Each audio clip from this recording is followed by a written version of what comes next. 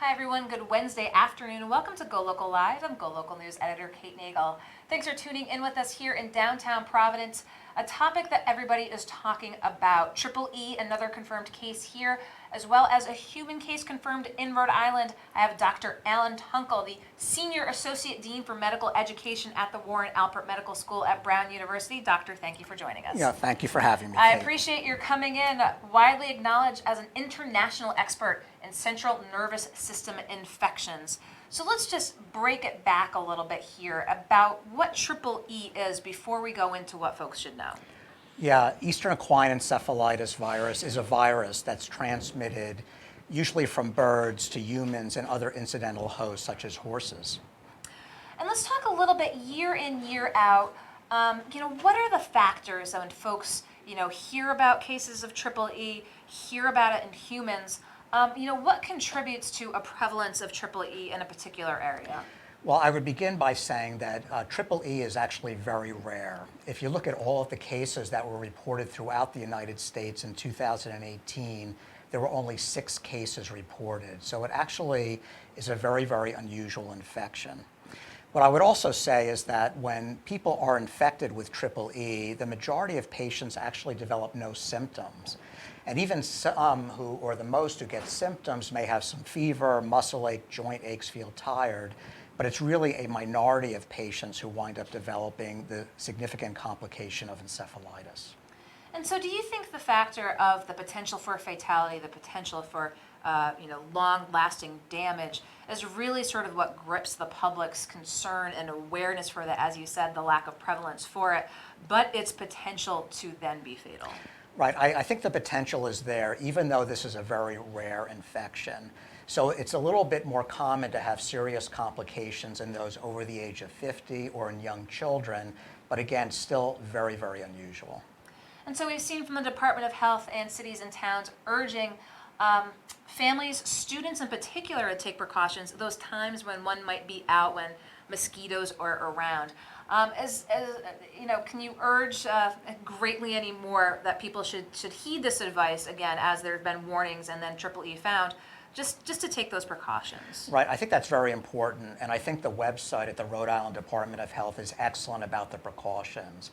And they really want people to recognize that the mosquitoes are more active at dusk and dawn, and you want to wear long sleeve shirts, you want to wear pants, use insect repellents if you need to go out during that time, and be very careful around sort of stationary areas of water. Wading pools, bird baths, or things like that, because mosquitoes tend to breed in those areas. So you don't really want to have a lot of standing water. And where in academia are we, doctor, with addressing Triple E from a preventative to finding a cure, if you will, perspective? How does the world of medicine address this particular issue? Well, as I mentioned, it's a very unusual disease. So there really are no therapies that are available for Triple E, and there's no vaccine for humans for Triple E. So it really is about avoiding mosquitoes and taking the precautions as recommended by the Rhode Island Department of Health. And when do we see Triple E, tend to go away? Is it with that first frost? Is it when the mosquitoes go away? Right, I would say in that first hard frost, which probably would be around mid-October. So I think it's a good idea to take precautions until that happens. And so let's go back to what you say are the symptoms, and perhaps folks can be asymptomatic. At sort of what point should folks consider seeking medical advice? Is it something of a physical ailment of such a degree that you feel that you need to see a doctor? At what point should folks get checked out? I would say if they begin having neurologic symptoms. Okay. So not only high fever, but headache, stiff neck, they're feeling very lethargic, they're not acting normally, their mental status is altered, it may progress to seizures and other neurologic findings. Those people should absolutely seek medical attention.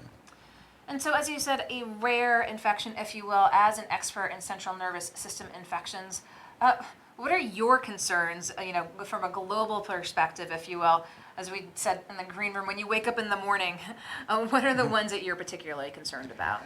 Well, I think because I am an expert in central nervous system infections, I tend to concentrate in those particular areas. Actually, the most common mosquito-borne disease throughout the United States is West Nile virus, although this is still a very unusual infection to have in Rhode Island. There was actually only one case in all of Rhode Island in 2018, but it's the most common throughout the United States. But other central nervous system infections, particularly other causes of encephalitis like herpes encephalitis, important to think about because that is a treatable cause. Okay. And this triple E can also look very much like bacterial meningitis. Okay. So that's another important diagnosis to consider in patients who present with these types of symptoms. And you talk about the neurological damage occurring in these instances. Is time of an issue? I mean, as you said, when someone has some symptoms and gets checked out, or because, as you said, no cure for such things as triple E, is it something that just can't be addressed? Well, I would say if these symptoms occur and you wind up going to the hospital, it's very important for the physicians to consider first what may be treatable. If you do have bacterial meningitis and need antibiotics, or if you might have herpes encephalitis and need appropriate antiviral therapy. But if you ultimately are diagnosed with triple E, the care is really supportive at that point. So, while we still have you here, what do you think viewers should know? Again, hearing these reports from the Rhode Island Department of Health, you just mentioned, stay clear of stagnant water sources, take precautions, again, that dusk and dawn time with mosquitoes. Anything else folks should know while we have you here? No, I think those are really the right things. You said it exactly correctly, Kate. I just parroted you. That's right. But I think that's really just taking the precautions that are outlined by the Rhode Island Department of Health. Again, this is a very, very unusual type of infection. It is very, very rare to get encephalitis, but it's best to take precautions if you are concerned. Okay, well, wanted a top medical expert to come here on live again with what we're hearing from the Department of Health with both Triple E and West Nile. GoLocal will continue to keep you updated with what we hear from the department as to what's taking place here in southern New England. So Dr. Allan Tunkel, thank you so much for taking the time to come in here. Thank you. And thank you for watching on this important topic. We've got more live for you this afternoon, so when you see us pop back up on GoLocal Prov, be sure to catch us here on live. I'm GoLocal News Editor Kate Nagel.